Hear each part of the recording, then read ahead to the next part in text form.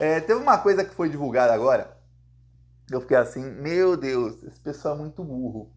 O Fábio Weingarten, ele foi às redes sociais para reagir a isso e divulgou um documento. No documento prova que o Weingarten não era, ou talvez não seja até hoje, advogado do Bolsonaro. Aí você fala, peraí, Thiago, como assim? E por que isso é relevante, Thiago? Calma, você vai ver que o buraco é bem embaixo nessa aí.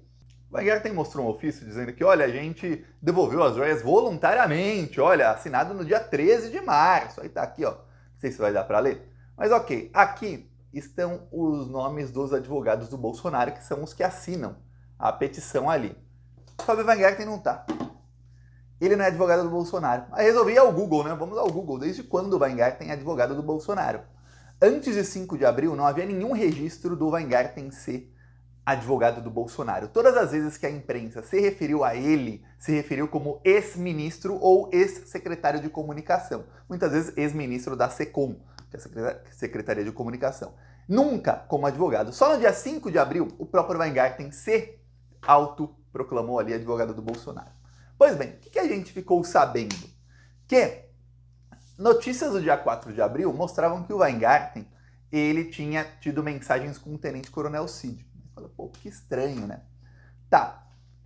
Agora a gente sabe que eles estavam tendo conversas desde março e que o Weingarten entrou como investigado. O principal motivo para o Weingarten não depor e falar que, olha, eu não posso ser investigado nem testemunha é porque ele é advogado do Bolsonaro.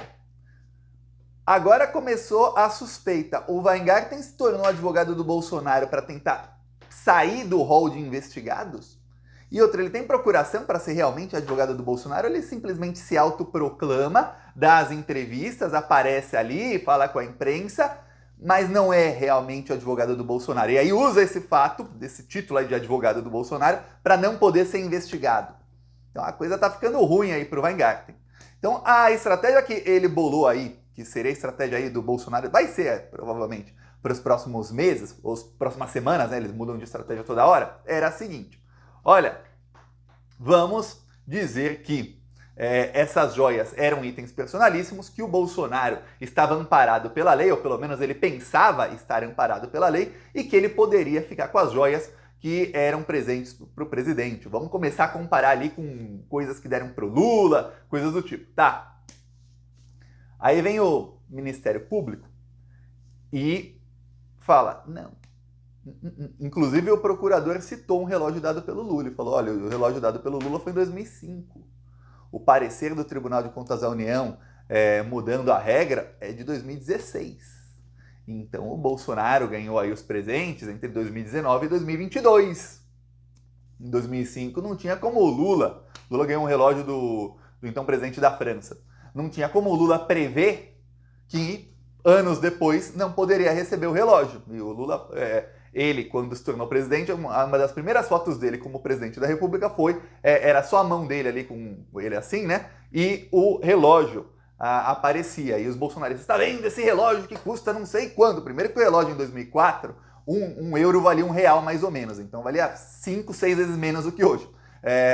Segundo, que comparado às joias de 17 milhões de reais, olha, a diferença é muito, mas muito grande.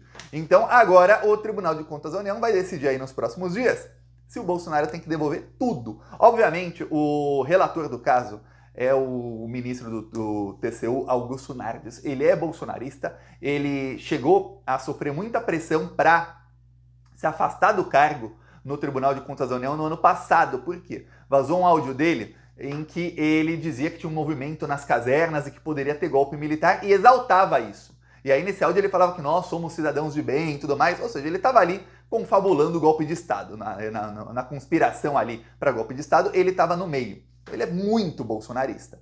Ele tentou salvar o Bolsonaro algumas vezes durante esse processo, mas agora tem uma pressão muito grande, mesmo no próprio TCU, para que ele não dê decisões ridículas favoráveis ao Bolsonaro. Vamos lembrar que, logo que o caso veio à tona, a primeira decisão desse ministro do TCU foi a seguinte, foi a de dizer que o Bolsonaro era o fiador dessas joias e ele deveria ficar com as joias até o final das investigações.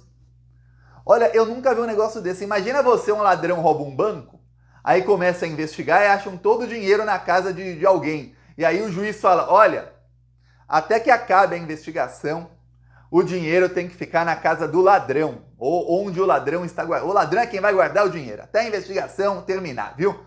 Não devolva esse dinheiro para o banco, a gente não sabe se são as mesmas cédulas, se é o mesmo dinheiro, fica com ele. É isso, essa é a decisão dele.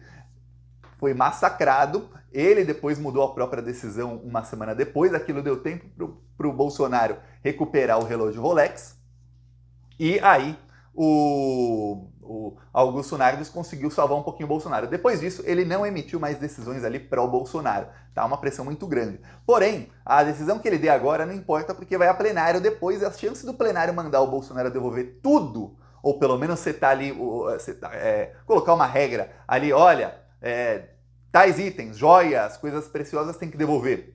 Daí o Bolsonaro vai ter problemas, porque há itens que já se sabe que o Bolsonaro recebeu, tem foto, tem registros e que o Bolsonaro não tem mais. Há itens que o Bolsonaro recebeu que eram dourados e que eram de latão, não eram nem sequer banhados a ouro, e que o Bolsonaro achou que era propina, recebeu, entregou lá a refinaria para os árabes, e o que aconteceu? Na hora de vender, não valia nada. E aí o Bolsonaro se desfez destes itens.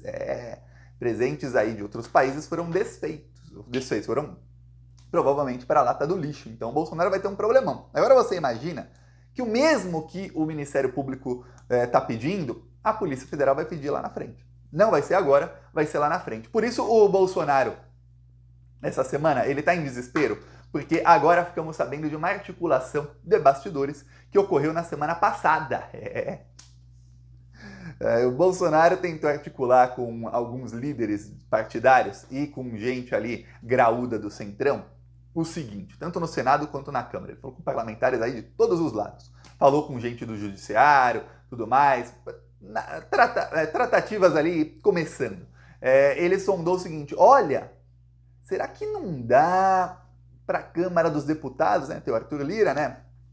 Comparsa do Bolsonaro e muita coisa, aprovar aí um projeto que diz que os presidentes podem ficar com os presentes, que todos aí são itens personalíssimos e que tudo que o presidente recebe é dele. Será que pode? E aí, essa foi a parte que eu achei engraçado. Nas tratativas, o Bolsonaro e seus aliados pediram que esse fosse um projeto retroativo, ou seja, vai retroagir para que os presentes do passado também possam ficar. Olha, é um negócio, a lei sempre retroage a favor do réu.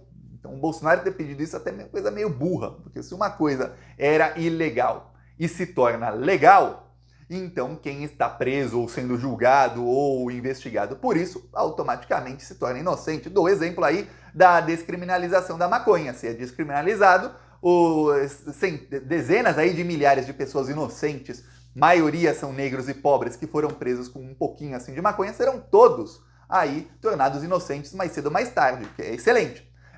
No caso do Bolsonaro, não precisa lei falar, olha, estamos retroagindo. Não. Não é mais crime, não tem problema. O problema é o seguinte, aí falaram para o Bolsonaro, não. Que tal se não? Essa é a tática do Bolsonaro. Primeiro, ele nega o crime. Depois, ele fala, não, é que eu não sabia que era crime, era item personalíssimo. Primeiro ele falou, não pedi nem recebi, lembra? Aí depois falou, não, é personalíssimo. Então recebeu.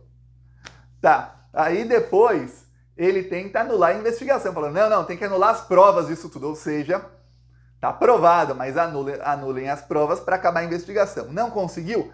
Então, e se a gente mudar a lei, aí deixa de ser crime. Se não é crime, eu não vou... Conseguimos, gente!